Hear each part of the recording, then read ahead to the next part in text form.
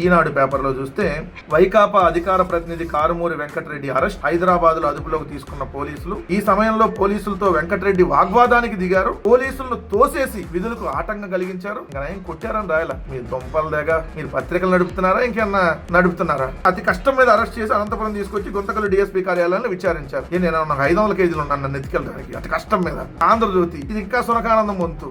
₹7 LOP బ్యాచ్లు పెట్టింది వీళ్ళు రాసేయటం. తాడిపత్రి రూరల్ సీఏ శివగంగాధర్ రెడ్డి సిబ్బంది హైదరాబాద్ లోని అరెస్ట్ చేసిన సందర్భంగా వెంకటరెడ్డి గట్టిగా ప్రతిఘటించారని, బాత్రూమ్ లోకి వెళ్లి హార్పిక్ డబ్బా తెచ్చుకుని అది తాగి చనిపోతానంటూ బెదిరించారని తెలిసింది. నేనేమన్నా చంద్రబాబు లోకేష్ అరెస్ట్ చేస్తే భయపడిపోయి బెంబేలెత్తి పారిపోవడానికి జగన్మోహన్ రెడ్డి గారి పార్టీలో నికార్సైన కార్యకర్తనే. అరే మా నాయకుడు గాని మేము గాని ఏ రోజు జైలుకి వెళ్లేదానికి సంబంధించి భయపడినటువంటి లేదు. 16 ఏళ్ళు మా నాయకుడిని జైల్లో పెట్టారు. మా నాయకుల మీద అనేక మంది మీద కేసులు ఉన్నాయి. నా మీద రిజల్ట్ వచ్చిన 4వ తారీఖు అయితే 7వ తారీఖు ఎఫ్ఐఆర్ కట్టారు. 9వ తారీఖు పోలీసులు వచ్చారు. మొన్న కూడా కర్నూలులో ఒక దానికి సంబంధించి విచారణకి వెళ్ళి వచ్చారు. నిన్న కూడా వాళ్ళకి నోటీసులు ఇవ్వండి, ఈ రోజు వస్తాను విచారణకు అని చెప్పాను. లేదు ఇప్పుడే తీసుకెళ్తాను మమ్మల్ని అన్నారు. సరే వస్తాను. హార్పిక్ డబ్బాలు అవి మీ బతుకులేమో, నాకేమో రోగాలు ఉన్నాయి ఒళ్ళంతా అని బెయిల్ అడగల నేను నిన్న మేజిస్ట్రేట్ గారిని. లేదంటే కేసులు పెడతారనే భయంతో ఢిల్లీ వెళ్ళి లోకేష్ లాగా అమిత్ షా కాలు పట్టుకోవాలి. సో ఈ రోజుకి చెప్తా ఉన్నా, మీరు రాసినటువంటి తప్పుడు రాతలకు సంబంధించి ఖచ్చితంగా నేను లీగల్ నోటీసులు ఇవ్వబోతా ఉన్నా. ఈ పత్రికలకి బాతుల్లో హార్పిక్ డబ్బా బెదిరించడం. పని చేయండి, మా ఇంట్లో పనమ్మాయిని తీసేస్తా. వారానికి ఒకళ్ళు వచ్చి ఈ రాసినటువంటి వార్తలు రాసేవాళ్ళు లేదంటే ఆ తెలుగుదేశం వాళ్ళు వచ్చి